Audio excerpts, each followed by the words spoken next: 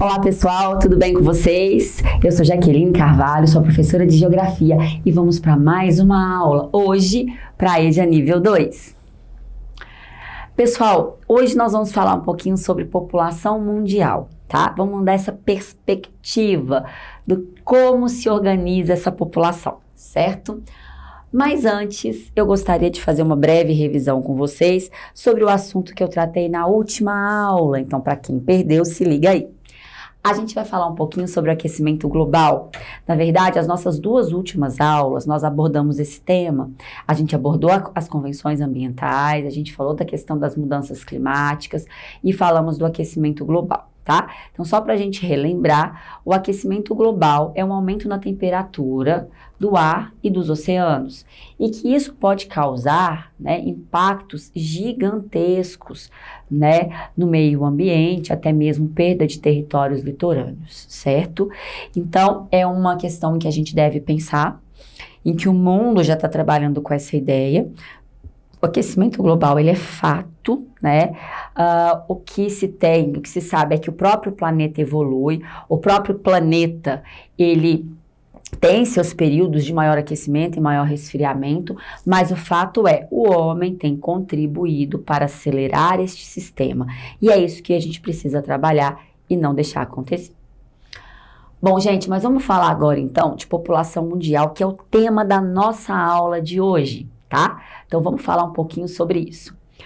Bom, o mundo possui cerca de 7,8 bilhões de pessoas.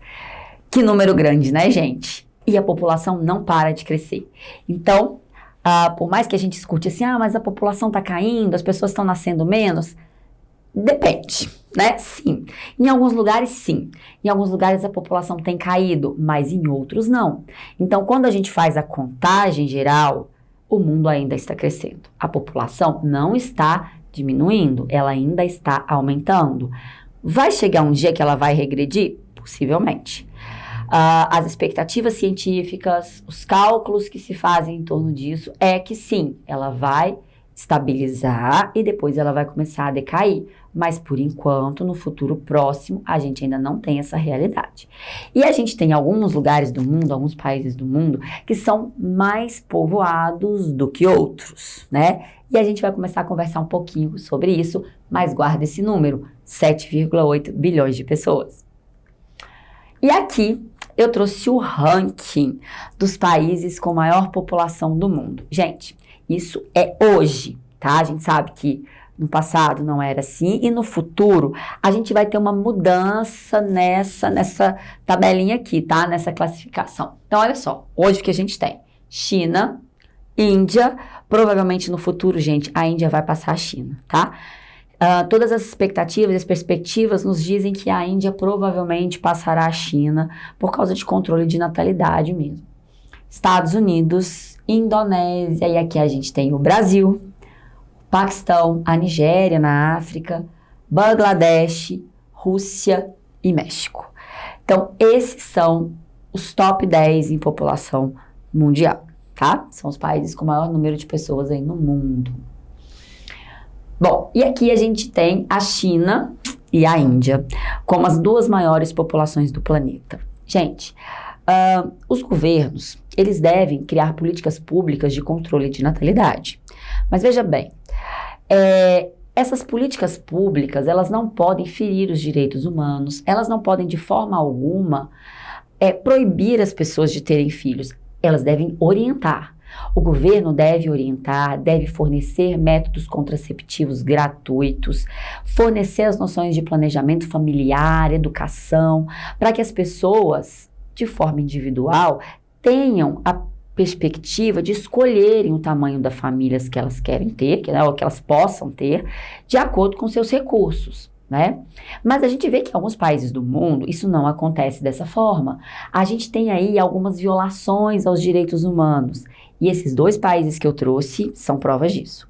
A China, durante muito tempo, ela implantou a política do filho único, em que o casal poderia ter apenas um filho.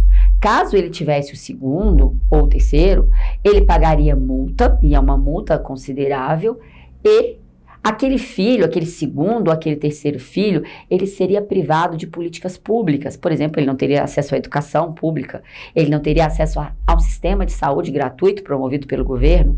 Então, além de pagar uma multa, aquela família ia ter que ter um gasto gigantesco com aquele filho, porque ela não poderia contar com o auxílio do governo. Isso mudou nos últimos tempos e a China já havia mudado essa política para 2 filhos. Recentemente, no final do ano passado, a China modificou novamente, no final de 2021, a China modificou novamente agora 3 filhos por casal, tá? Então, ela vem flexibilizando essa política, até porque eles já conseguiram uma real diminuição na população, tá? Então, é por isso que eles vêm diminuindo. E a Índia? A Índia é algo extremamente controverso nessa situação. A população indiana, ela continua a crescer. O controle de natalidade implantado no país não deu resultado. A China, embora seja um controle super controverso e não seja o que a gente pode pensar de melhor solução para os direitos humanos, ela conseguiu diminuir de fato a população. Apesar que ela criou um certo desequilíbrio, que hoje a gente tem mais mulheres do que homens na China, mas ela conseguiu cair a natalidade. Ao contrário da Índia.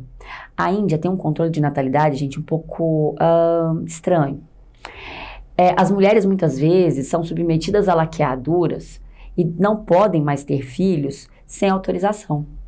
Jamais um governo pode levar uma mulher para um centro cirúrgico, fazer ali o parto, tirar o bebê e ali naquela cirurgia mesmo já fazer uma laqueadura e tirar a oportunidade dessa mulher ser mãe novamente.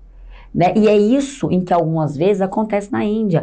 Eles fazem cirurgias, de laqueaduras sem autorização dessas mães e essas mães são impossibilitadas de terem outros filhos. Então isso é extremamente triste se a gente pensar e uma violação muito séria aos direitos humanos. Embora isso seja extremamente reprimido, gente, embora a gente tenha uma série de governos, enfim, a própria ONU, a sociedade civil que critique essas atitudes, isso ainda acontece, tá? Depois a gente tem, já ao contrário, a gente tem alguns países no mundo que são mais desenvolvidos, e aqui eu trouxe o exemplo da Suécia e da Alemanha, que eles incentivam a natalidade. Se por um lado tem países que precisam diminuir a natalidade, por outros, nós temos países que precisam acelerar essa natalidade, eles precisam de mais pessoas. Por quê? Porque senão no futuro, provavelmente, a gente vai ter falta de mão de obra jovem, E o que eles fazem? Olha, eles têm várias políticas. Uma delas é fornecer um auxílio financeiro como se fosse uma bolsa. Então, a mulher, a partir do momento que ela tem um filho nesses países, e aqui a gente tem outros, viu, que também incentivam, ela ganha um valor mensal por essa criança, até pagos pelo governo, até essa criança terminar seus estudos na faculdade, em um curso superior. Então, seria uma ajuda de custo do governo para que os pais pudessem manter os filhos, até a sua independência financeira, até o término da faculdade, como uma forma de incentivo. Mas nem assim a gente está tendo um bom resultado. Outras medidas que eles também adotam é aumentar o tempo da licença maternidade. Então, tem países que as mães têm 1 ano, têm 9 meses para ficar em casa com seus filhos. Outros, os pais, eles aumentam as licenças paternidades. Tem países, gente, que os pais têm 4, 5 meses de licença paternidade. Eles podem ficar em casa um bom período ajudando as mães, a cuidarem desses filhos. Então, olha que interessante. Então, são vários mecanismos que esses países adotam para oportunizar, e facilitar e aumentar a natalidade nesses países. Aqui eu trouxe um mapa para a gente poder ver a distribuição populacional do planeta. E olha só, quanto mais escuro, essas áreas mais escuras do mapa, a gente tem maior população.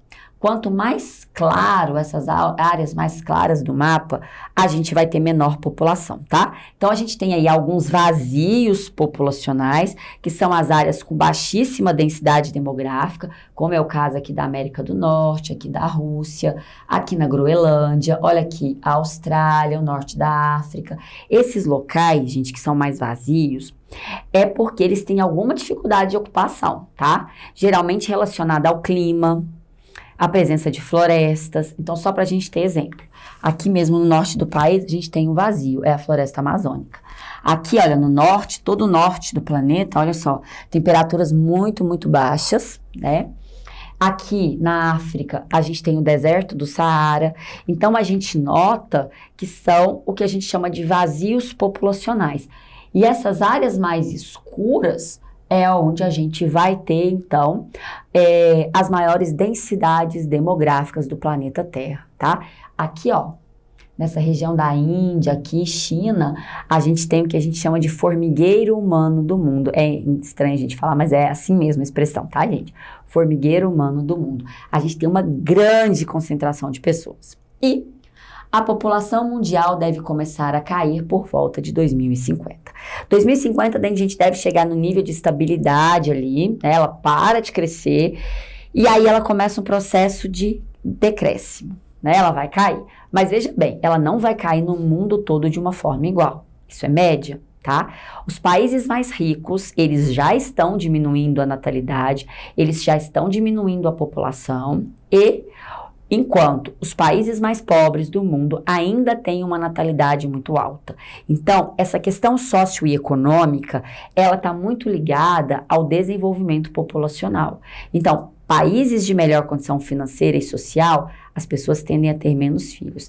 Países de maior condição, de pior condição financeira, sócio e econômica, eles tendem a ter mais filhos. Então, olha o desequilíbrio, gente. Quanto mais rico, menos filhos. Quanto mais pobre, mais filhos, né?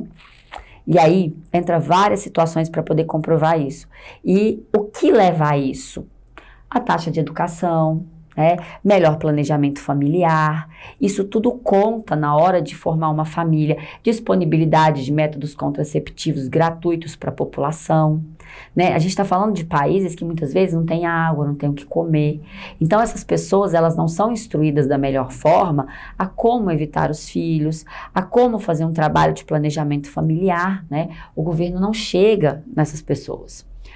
Segundo os dados do IBGE, do Instituto Brasileiro de Geografia e Estatística, né, o nosso órgão brasileiro que cuida da contagem da nossa população, a população brasileira possui cerca de 212,6 bilhões de habitantes, dados de 2020. Esse ano nós vamos ter censo, né, demográfico, esse ano nós vamos fazer a contagem da população, então no próximo ano provavelmente a gente já vai ter dados mais atualizados. Então é um número aí que a gente deve conhecer, né, de 212,6 milhões de habitantes.